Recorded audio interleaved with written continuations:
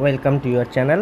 তো আজকের ক্লাসটা হবে আরআরবি জেই স্পেশাল। তো আরআরবি জেইর এলিজিবিলিটি কী, সিবিটি 1 কীরকম হয়, প্যাটার্ন কীরকম থাকে, সিবিটি 2 কী জিনিস, তারপরে সিলেবাস কীরকম থাকে, কোন লেভেলে থাকে, আর কীরকমভাবে মার্কসটা ভাগ থাকে, টাইম কত দেয়, এইসব জিনিসগুলো নিয়ে আমরা একটু আলোচনা করে নেবো। ফার্স্ট থেকে লাস্ট পর্যন্ত একটু দেখবে, তারপরেও যদি কারো কোনো কমেন্ট থাকে কমেন্ট সেকশনে জানাবে। প্রথমে ভিডিওটা ফুল দেখো।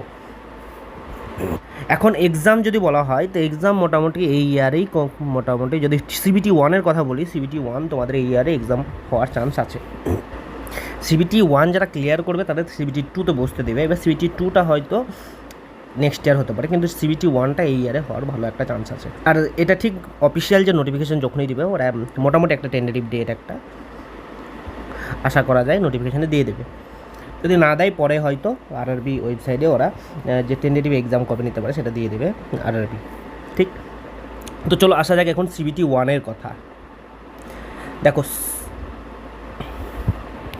আমরা যদি প্রিভিয়াস রিক্রুটমেন্ট দেখি, লাস্ট যে রিক্রুটমেন্টটা বের হয়েছিল সেখানে যদি দেখি আমরা, আর সিবিটি 1 যেটা সেটি স্টার মেয়ে রাখলাম, এটা হচ্ছে কোয়ালিফাইং নেচার। বোঝা গেল, শুধুমাত্র কোয়ালিফাই করার জন্য কোয়ালিফাইং নেচার। এটা কিন্তু ফাইনাল লিস্টের মার্কসটা কিন্তু অ্যাড হবে না, এটা জাস্ট স্ক্রিনিং প্রসেস যেটাকে বলা হবে, স্ক্রিনিং প্রসেস।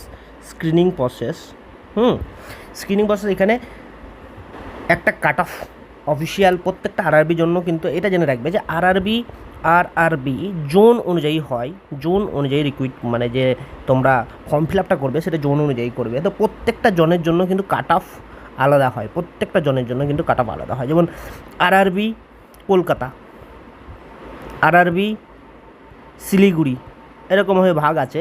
তো আরআরবি কলকাতার যে কাট অফ হবে সেটা আরআরবি শিলিগুড়ির সঙ্গে কিন্তু মেলবে না। প্রত্যেকটা যে জোন আছে প্রত্যেকটা জোনের জন্য কিন্তু কাট অফ আলাদা আলাদা হয়। ঠিক, আরআরবি কলকাতার জোন সবথেকে হাইয়েস্ট কাট অফ হয় ওয়েস্ট বেঙ্গলের মধ্যে। তো চলো এটা নিয়ে প্রিভিয়াস ইয়ারে কীরকম কাট অফ ছিল কি না, বা কীরকম কোয়ালিফাইং নেচার আরআরবি 1 আরআরবি 2 এগুলো নিয়ে আমি আলাদা একটা ভিডিওই বানাবো, তখন সেই জিনিসগুলো আমরা আলোচনা করবো। একটা বেসিক আইডিয়া তোমাদের দেওয়া হয়ে গেল। ঠিক আছে, এখান থেকে এতটুকু বুঝলাম সিবিটি 1 যারা ক্লিয়ার করবে তারা কি পাস করলো, সিবিটি 2 যাওয়ার জন্য তারা কোয়ালিফাই করলো। ঠিক, এখন সিবিটি 1 কীরকম থাকে, সিবিটি 1-এর হচ্ছে 100 মার্কসের এক্সাম হয়, কোশ্চেনও থাকে 100 কোশ্চেন।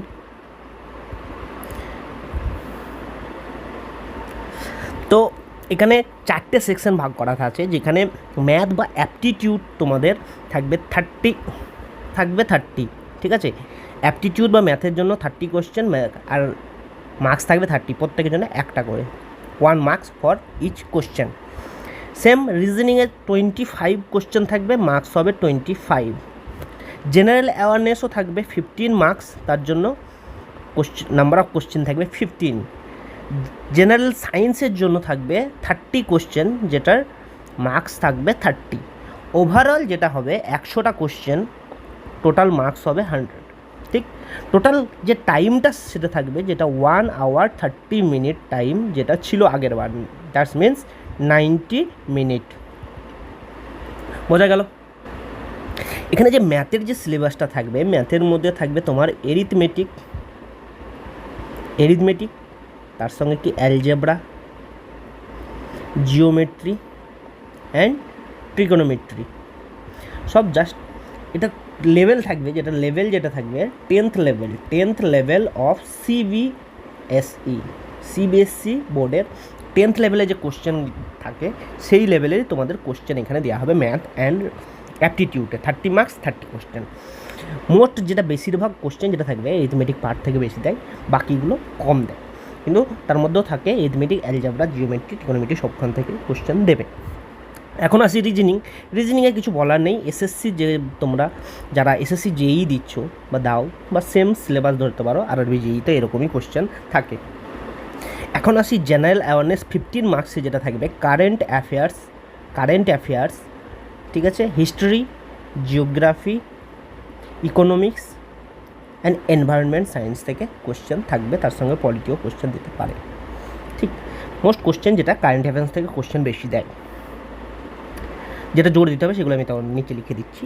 নেক্সট যেটা হচ্ছে জেনারেল সায়েন্স বলতে তোমাদের physics, chemistry, and life science, তিনটে থেকেই কোশ্চেন দেবে মোটামুটি কম বেশি প্রত্যেকটা যে শিফটে, কোনোটাতে ফিজিক্স বেশি দেয়, কোনোটাতে কেমিস্ট্রি বেশি দেয়, কোনোটাতে লাইফ সায়েন্স বেশি দেয়। তো এটার যে লেভেলটা হবে, লেভেল হবে 10th level of CBS.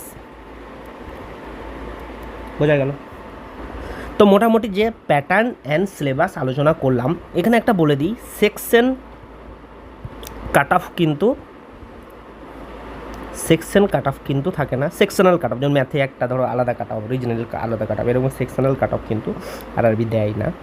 Overall যে কাট অফ হয় সেটার উপরেই হয়, টোটাল মার্কস 100-এর উপরে ওভারঅল কাট অফই ডিসক্লোজ করে, যেটা ওভারঅল কাট অফ কেউ ক্লিয়ার করলে তাকে সিবিটি 2-তে, এটার মানে এটা নয় যে ধরো 100-র মধ্যে ধরো কাট অফ হলো 60, যদি কাট অফ হয় কেউ 61 পেলে সেও কোয়ালিফাই, যে 89 পাবে সেও কোয়ালিফাই, কিন্তু এই যে মার্কসটা সেটা কিন্তু ভ্যারি করবে না বা কোনো গুরুত্ব দেওয়া হবে না। যে ফাইনাল যখন তোমার সিবিটি 2 দিবে, তারপরে যে ফাইনাল যে লিস্টটা বার করবে তার সঙ্গে কিন্তু কেউ সিবিটি 1-এ 61 পেয়েছে না 90 পেয়েছে সেটা কোনো ম্যাটার করে না, ঠিক আছে? তো এখানে যে মিনিমাম যে কোয়ালিফাইং মার্কসটা যেটা আরআরবি পাবলিশ করবে সেটাই হবে তোমাদের কোয়ালিফাইং মার্কস ফর সিবিটি 2।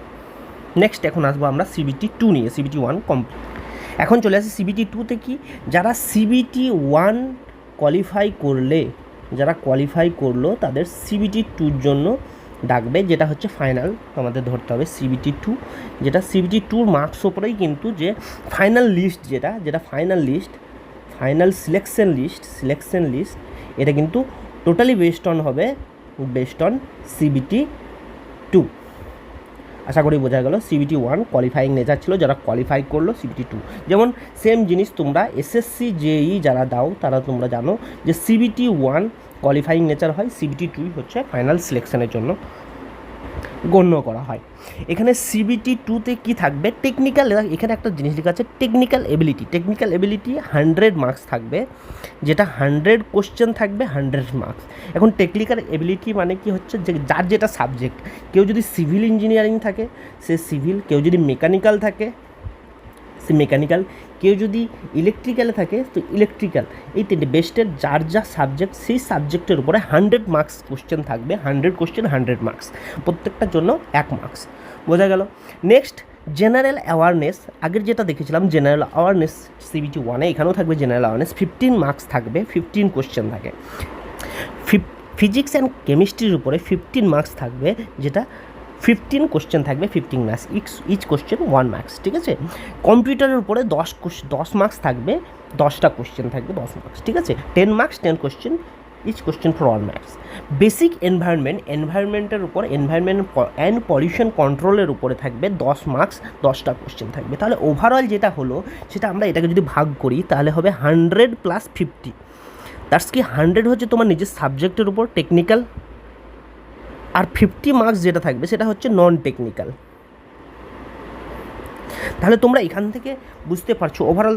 তারপর আরেকটা হচ্ছে এটার জন্য 2 আওয়ার্স টাইম থাকবে, যেটাকে তোমার বলা হবে 120 মিনিট টাইম থাকছে তোমার ওভারঅল।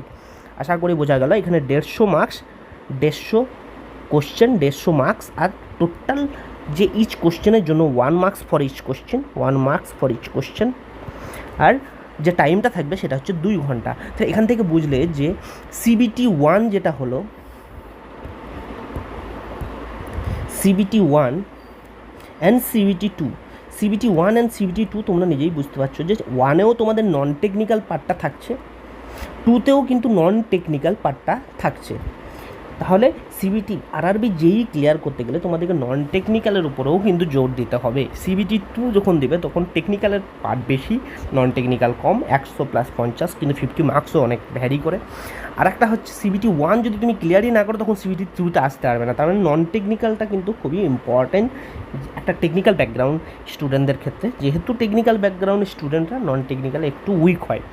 তো মোটামুটি তোমরা এক্সপেক্ট করতে পারো যে সিবিটি 1 সিবিটি 2 যে প্যাটার্ন আগের বছর ছিল সেই রকমই সেম থাকবে, খুব একটা চেঞ্জ আশা করি করবে না। তো ফুল নোটিফিকেশান যখন আসবে সব ডিসকাস করে দেবো। আশা করা যায় 99% যে আগে যেরকম সিলেবাস ছিল বা আগে যেরকম প্যাটার্ন ছিল সেই রকমই থাকবে, খুব একটা ওর্স কন্ডিশন না হলে। এখন এখানে যদি তোমরা সিলেবাসের কথা বলো তো সিভিল ইঞ্জিনিয়ারিংয়ের জন্য সিভিল, মেকানিক্যাল, ইলেকট্রিক্যাল সবের আলাদা আলাদা সিলেবাস অফিসিয়াল দিয়ে দেবে নোটিফিকেশনে। জেনারেল অ্যাওয়ারনেস সেমই, কারেন্ট অ্যাফেয়ার্স অ্যান্ড আগে যেরকম সিবিটি 1-এ ছিল সিবিটি 2-তেও জেনারেল অ্যাওয়ারনেস একই সেম, কোনো চেঞ্জ নেই। ফিজিক্স অ্যান্ড কেমিস্ট্রি এখানে যে আগে যেরকম ফিজিক্স কেমিস্ট্রি অ্যান্ড বায়োলজি ছিল, এখানে ফিজিক্স অ্যান্ড কেমিস্ট্রি থাকবে, কিন্তু ওখানে 10th লেভেলে ছিল সিবিটি 1-এর ক্ষেত্রে, এখানে কি 12th লেভেলে থাকবে সিবিটি 2 ক্ষেত্রে। তো সিবিটি 2-র ক্ষেত্রে একটু লেভেল হাই হবে physics and chemistry, computer basic level, মাধ্যমিক লেভেলে অ্যান্ড বেসিক এনভায়রনমেন্টও বেসিক লেভেলে থাকবে। ঠিক, যারা সামনে আরআরবি যেই টার্গেট করছো তারা মোটামুটি ধীরে ধীরে এখন কি বলো তো নন টেকনিক্যাল যে পার্টটা আছে সেটা তোমরা ক্লিয়ার করতে থাকো ধীরে ধীরে, যেহেতু টেকনিক্যাল ব্যাকগ্রাউন্ড স্টুডেন্টের নন টেকনিক্যাল একটু উইক হয়, তো ধীরে ধীরে একটু বেস জিনিসগুলো ক্লিয়ার করো নন টেকনিক্যালে, সেটা তো তোমাদের উপকার হবে সেই জিনিসটা। এখন কি বলো তো নন টেকনিক্যালে তোমরা যারা সায়েন্স ব্যাকগ্রাউন্ড আছো তারা অ্যাপটি অ্যান্ড রিজনিং সেই জিনিসগুলো মোটামুটি তোমরা খুব একটা বেশি টাইম তোমাদের লাগবে না যদি একটু টাইম ম্যানেজমেন্ট করে বা একটু প্ল্যানিং করে পড়ো।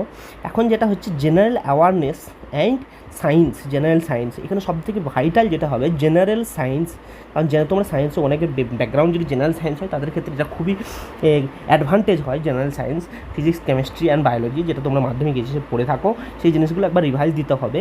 আর তার জন্য বেস্ট হচ্ছে এনসাইক্লোপিডিয়া অফ জেনারেল সায়েন্স বলে আরিহান্তের একটা বই আছে, আরিহান্ত পাবলিশার একটা বই আছে, সেই বুকসটা তোমরা ফলো করতে পারো। আর সেই বুকসটা আমি আমার চ্যানেলে দেখবে জেনারেল